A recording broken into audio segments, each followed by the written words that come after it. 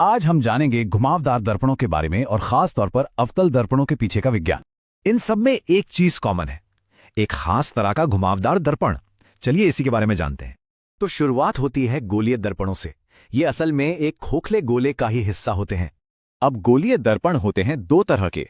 हम बात करेंगे अवतल दर्पण यानी कन्वर्जिंग मिरर की। अच्छा, ये काम कैसे करते हैं? इसे समझने के लिए कुछ जरूरी टर्म्स को जानना बहुत जरूरी है। सबसे पहले है ध्रुव या पोल।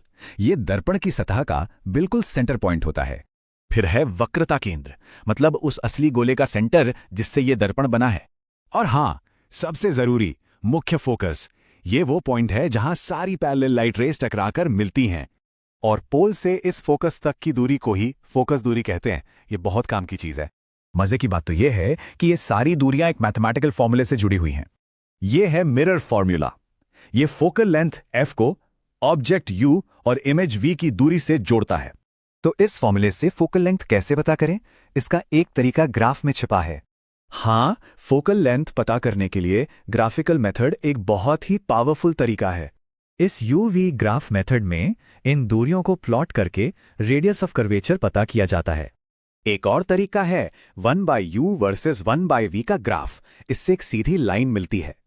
लेकिन सवाल यह है कि ये सारी थियरी, ये फॉर्मूले असल जिंदगी में कहाँ काम आते हैं? ये सिद्धांत स्पेस एक्सप्लोरेशन से लेकर रोज की गाड़ियों तक हर जगह इस्तेमाल होता है। सच में हर जगह।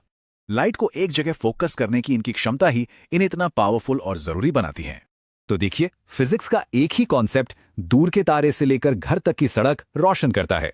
Boost your knowledge. Make sure to like, share, and subscribe right now.